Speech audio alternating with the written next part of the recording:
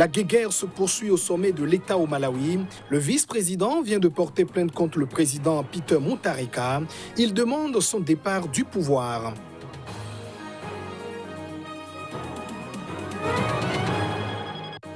La réputation de l'armée tchadienne sérieusement entamée après l'attaque de Boko Haram. 92 soldats ont perdu la vie lundi dernier dans des combats. Idriss Déby, le président, promet une riposte foudroyante.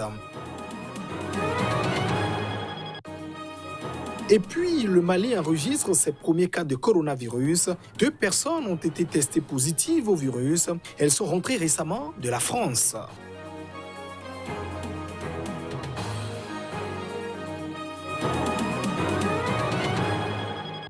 Et voilà pour le sommaire de cette édition. Merci de nous choisir pour vous informer. Au Malawi, la bataille au sommet de l'État se poursuit. Le vice-président Soloso Chilima vient de porter plainte contre le président Peter Mutharika. Il demande son départ du pouvoir après l'annulation par la Cour constitutionnelle des résultats de l'élection présidentielle de mai dernier.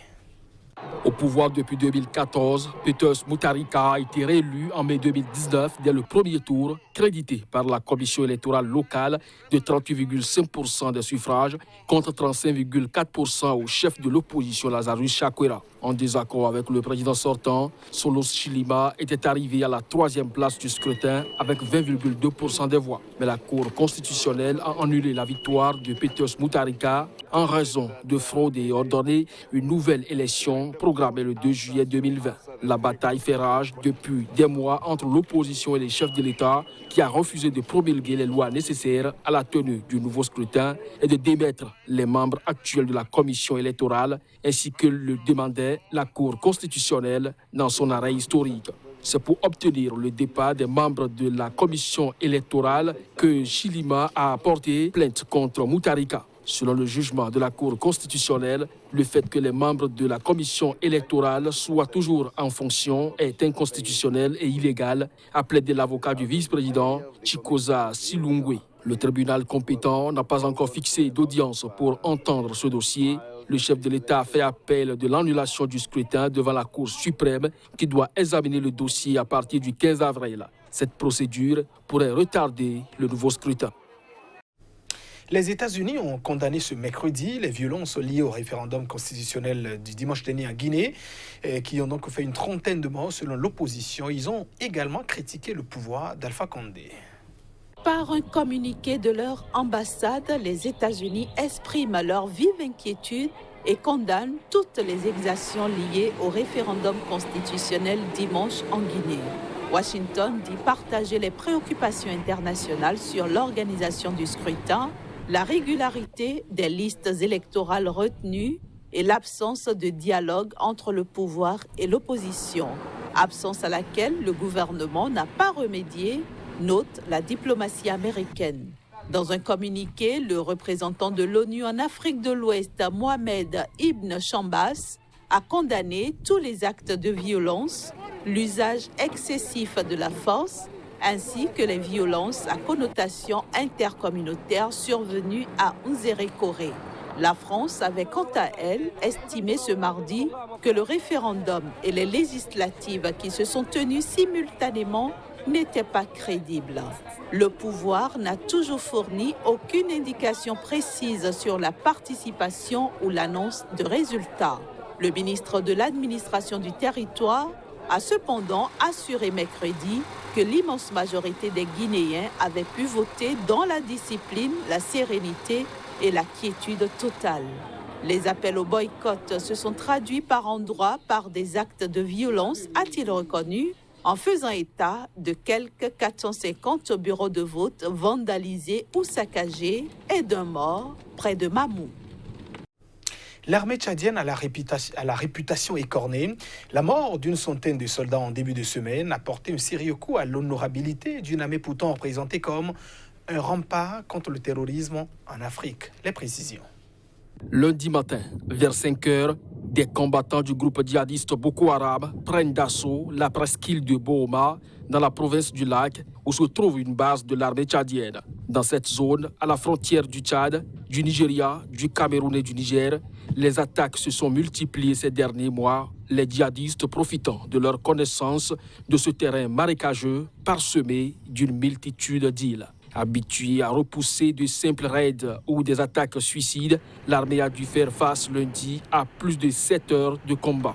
Au moins 98 soldats sont morts selon le dernier bilan officiel, la plus lourde défaite de l'armée tchadienne en une journée. Aussitôt après la fin des combats, le président Idriss Déby Itno s'est rendu sur place pour coordonner et diriger les opérations contre le groupe djihadiste. Je refuse cette défaite et la réplique doit être foudroyante, lâche-t-il à la télévision nationale. La mine sombre, il reconnaît alors que son armée n'a pas connu pareille perte en une journée depuis qu'il a pris la tête du pays il y a près de 30 ans. Le président tchadien prend la figure du guerrier. Son message est clair. L'armée a une place particulièrement importante dans la société tchadienne. Arrivé au pouvoir par les armes, le président Déby se présente comme soldat dans son pays, mais également à l'international où il soigne son image d'allié idéal de l'Occident dans la lutte contre le djihadisme. Il faut déconstruire le mythe de l'invincibilité de l'armée tchadienne, affirme le directeur de recherche à l'Institut de recherche pour le développement. Mais l'armée tchadienne est engagée sur plusieurs fronts à la fois et le lac a apparemment été dégarni ces derniers temps. Le gouvernement éthiopien a annoncé ce mercredi l'amnistie et la libération prochaine de plus de 4000 prisonniers. Une mesure pour faire place dans les prisons surpeuplées et confrontées notamment au risque de propagation du nouveau coronavirus. En Éthiopie, la ministre de la Justice a indiqué aux médias d'État que la mesure d'amnistie et de libération des détenus concernerait plus de 4000 prisonniers, dont la plupart sont incarcérés pour des infractions mineures ou pour consommation de drogue et qui ont moins d'1 an à purger avant la fin de leur peine. Les conditions de vie dans les prisons éthiopiennes sont dures et peuvent menacer la vie des prisonniers, indiquait le département d'État américain dans son dernier rapport sur les droits de l'homme dans le monde. Ces établissements sont confrontés à un fort surpeuplement ainsi qu'à un système d'hygiène et de soins inadéquat, selon ce même rapport. Le 24 mars, l'Éthiopie a confirmé les cas de 12 personnes positives au nouveau coronavirus. Le Premier ministre éthiopien Abiy Ahmed a mis en œuvre plusieurs mesures pour empêcher la transmission du virus, dont la fermeture des frontières et des limitations au nombre de passagers dans les transports publics. Mais ces appels à pratiquer la distanciation sociale sont peu suivis d'effets, de larges rassemblements continuant de se former dans la capitale Addis Abeba pour des cérémonies religieuses ou d'autres événements. L'Éthiopie n'a pris aucune des mesures de confinement observées dans beaucoup d'autres pays. Le ministre de la Santé du gouvernement d'Union nationale basé à Tripoli, nous sommes en Libye, fait état d'une première contamination au nouveau coronavirus, ce en dépit des mesures de prévention déjà mises en place par les autorités dans ce pays en guerre. Nous annonçons en ce jour une première contamination au nouveau coronavirus en Libye. Nous insistons pour que tous les citoyens respectent les mesures nécessaires prescrites par le ministère de la Santé et le Centre national de lutte contre les maladies.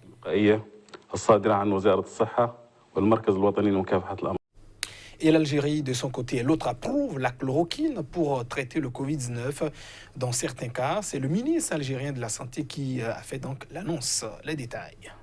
Alors que le débat fait rage entre les médecins à propos de l'efficacité de la chloroquine contre le nouveau coronavirus Covid-19, les États, eux, ont pris le devant. Après le Maroc, la Tunisie, c'est au tour de l'Algérie d'adopter la chloroquine. Le ministère algérien de la Santé a déclaré que les hôpitaux du pays peuvent l'utiliser pour traiter les patients infectés par le coronavirus. Toutefois, la déclaration précise que le médicament doit être utilisé pour traiter certains cas de Covid-19 conformément à un protocole médical spécifique. La chloroquine est l'un des médicaments antipaludiques les plus anciens et les plus connus, bien qu'elle ne soit plus recommandée dans une grande partie de l'Afrique en raison de la résistance que lui opposent les parasites du paludisme.